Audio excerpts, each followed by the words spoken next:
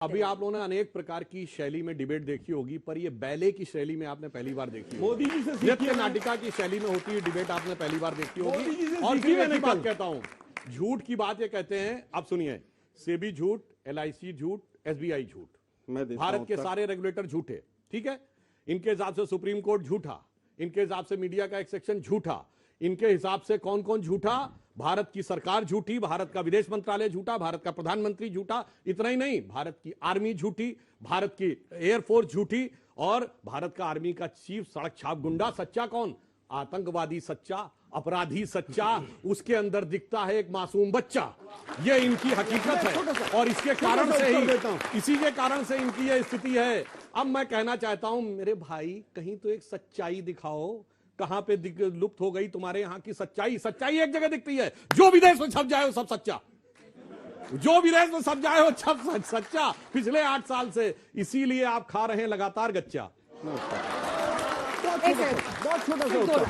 देखिए, देश के प्रधानमंत्री ने लाल किले की प्राचीर से लेकर संसद तक तमाम झूठ बोले और वो देश के सामने हैं। हम ये नहीं कह रहे कि आप क्या बोल रहे हैं, क्या नहीं बोल रहे हैं। हम ये कह रहे हैं आप देश के प्रधानमंत्री हैं, प्रधानमंत्री बोल रहे हैं, आप अपनी कम से कम गरिमा का ख्याल रखिए। नोटबंदी पे अभी अभी कहा गया कि 2016 के अंदर नोटबंदी हुई और 17 में चुनाव था। नोटबंदी के रिजल्ट कब आए? कितना पैसा जमा हुआ बैंकों के अंदर? नवंबर 2017 में आया। RBI 1 साल तक उन आंकड़ों के ऊपर जमकर बैठी रही। जब तक गुजरात और उत्तर प्रदेश का, दोनों राज्यों का चुनाव नहीं हो गया, RBI ने आंकड़े इश्यू नहीं किए। उसके बाद बताया 98% ये, 95% ये, 94% ये। इसके बाद आज तक RBI ने नहीं बताया कितना टोटल पैसा जमा हुआ। ठीक है, 2019 में राफेल का मुद्दा चौकीदार को घेरा था। क्या अडानी इस बार उसी तरीके से विपक्ष उठा रहा है और इस टोन को जो PM सेट करने की कोशिश कर रहे हैं उस पर भारी पड़ेगा? मिसाल PM ने तो टोन सेट कर दिया, आपको टाइमिंग देखनी पड़ेगी। अब मैं फिर कह रहा हूं कि विपक्ष का ये नेगेटिव नैरेटिव जो है कि टारगेट मोदी, मोदी को गाली दीजिए, प्रधानमंत्री झूठे, चाय वाले, सड़क छाप भाषण, आप इस तरह से बोल रहे हैं देश के प्रधानमंत्री के बारे में, तो इससे आपके वोट बढ़ नहीं रहे, इससे वोट आपके घटेंगे। खैर नहीं, वो कांग्रेस का प्रेरोगेटिव है, लेकिन टाइमिंग बड़ी इंपॉर्टेंट है। हर पार्लियामेंट सेशन के पहले एक मुद्दा आता है। ये 2018 से ट्रेंड शुरू हुआ है। पहले आया पेगासस, फिर आया राफेल, चौकीदार चोर, फिर आ गया ग्लोबल टाइम्स, और हमेशा सब विदेश से इंपोर्ट होके आते हैं, चाहे ग्लोबल टाइम्स हो चाहे कुछ हो। फिर हिडनबर्ग आ गया, अडानी आ गए, राम सेतु सिर्फ यहां से उठा लिया गया था, रामचरितमानस वाला। तो ये कंपैरेटिव नैरेटिव जो आप सेट करना चाह रहे हैं, इससे देश को कोई फायदा नहीं होने जा रहा है और ना ही विपक्ष को फायदा होने जा रहा है। अब प्रधानमंत्री जानते हैं, प्रधानमंत्री तो जाल फेंकते हैं ना, ये लोग फंस जाते हैं उसमें। नैरेटिव क्या है आपका? आपका नैरेटिव क्या है? मोदी को गाली देना, क्योंकि मोदी जब बोलते हैं तो वो तो देश में बोलते हैं, मैंने ये किया, मैंने वो किया, उसका जवाब आप दीजिए ना। 3.25 करोड़ मकान बना दिए, उसका क्या जवाब आपके पास? आप बोलते हैं अडानी को आपने इतना आगे बढ़ा दिया। आप इस देश के औद्योगिक क्लाइमेट को खराब करने पे क्यों तुले हुए हैं? क्या हमारे देश के रेगुलेटर 40 साल से बेवकूफ हैं? अडानी की लिस्टिंग आज हुई है, पहली कंपनी लिस्टिंग हो गई थी 1996 में। अडानी को आपने पोर्ट नहीं दिया। महाविकास अघाड़ी ने गिद्धा पोर्ट दिया कि नहीं? केरल वाले CPM वाले बोल रहे हैं, उन्होंने केरला में पोर्ट दिया कि नहीं? क्यों दिया भाई? अशोक गहलोत क्यों बुलाते हैं अडानी को? भूपेश सिंह बघेल क्यों रेड कार्पेट वेलकम देते हैं? आपको अडानी ऐसे अच्छे लगते हैं, लेकिन अडानी के माध्यम से अगर आप प्रधानमंत्री को टारगेट कर रहे हैं तो ये नेगेटिव नैरेटिव है, इसका ये नहीं होना चाहिए। ठीक है, मृत्युंजय जी आपके पास आते हुए, देखिए, ये कह रहे साजिश रची जाती है हर सेशन के पहले। बजट सत्र अभी चल रहा है, पार्लियामेंट सेशन के पहले एक विदेशी रिपोर्ट आती है और उस पर विपक्ष एजेंडा ड्राइव करता है। अंजना जी, सवाल अडानी का नहीं है, सवाल है सत्ता में बैठे हुए लोगों के नादानी का। जिस तरह से आदरणीय प्रधानमंत्री जी कह रहे हैं, एक अकेला सब पर भारी, ये देश की जनता कभी इस तरह के सत्ता के अहंकारी को बर्दाश्त नहीं कर सकती है। और ये उनका अहंकार बता रहा है कि उन्होंने 9 वर्षों में ही जिस तरह से सपने बेच करके नौजवानों के साथ उन्होंने हर वर्ष 2 करोड़ नौकरी देने का वादा किया था। नौजवान पूछ रहा 18 करोड़ 9 वर्षों में हमारे रोजगार का क्या हुआ? तो ये कह रहे एक अकेला सब पर भारी। किसान पूछ रहा है अपना सवाल, तो ये कह रहे हैं एक अकेला सब पर भारी। आदरणीय प्रधानमंत्री जी, ये देश की आन बान शान, आप 140 करोड़ हिंदुस्तानियों के प्रधानमंत्री हैं।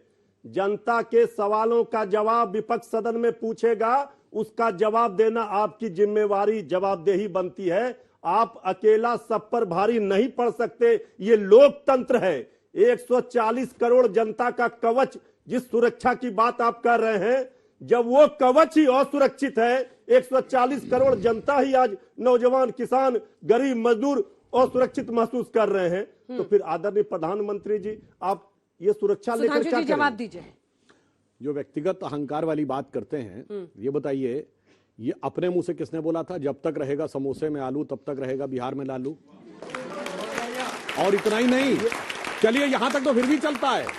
हमें याद है, हम लोग उस समय यूनिवर्सिटी में पढ़ने आ गए थे, जब वो मुख्यमंत्री बने तो कहते थे अब आ गया ललुआ, ललुआ बहुत दिन तक फलाना खा लिया, उसी वर्ग का नाम लेकर कहते थे, उसने खा लिया हलवा, अब आ गया हलवा, वो फलाना खाएगा सवालों के जवाब को भटकाइए नहीं। आपने अहंकार की बात कही, अहंकार की आपने बात, यही अहंकार की बात इसलिए कही। हमारे नेता आदरणीय लालू प्रसाद जी ने कभी सीना ठोक कर ये नहीं कहा था कि एक अकेला सब पर भारी। आज सुनिए, हमने, अब सुनिए, आलू क्या था? समोसे में आलू, समोसे में आलू तो आप लोग जानते हैं अंजना जी, कि सब लोगों को पता है कि लालू प्रसाद। सुनिए, अब मैं सबसे कह रहा हूं, सुनिए, आप लोग जाइएगा और जरा नेट पे लालू यादव जी की पार्लियामेंट की स्पीच सर्च करिएगा, उसमें आपको स्पीच मिलेगी जिसमें उन्होंने कहा कि अरे मैं वो क्या हुआ आपको पता नहीं। आदरणीय लालू प्रसाद जी का भाषण ही कॉपी आदरणीय नहीं भाई, ये प्रधानमंत्री जी कहां कर रहे बोला? हैं, यही बोल दीजिए सर आगे क्या बोलना है भाई, बोलिए आगे क्या तो। बोलिए, आप तो यही बात कर रहे हैं। अरे सुन सेंटेंस लीजिए। तो सुनिए, लालू जी बोले थे, मोदी जी अरे बोल भाई रहे हैं। सेंटेंस तो सुनिए।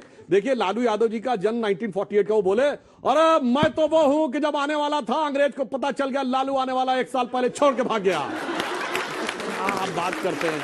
अब सुनिए, अब इनकी पार्टी का बताते हैं, अहंकार की पराकाष्ठा, India is Indira and Indira is India, ये किसने बोला?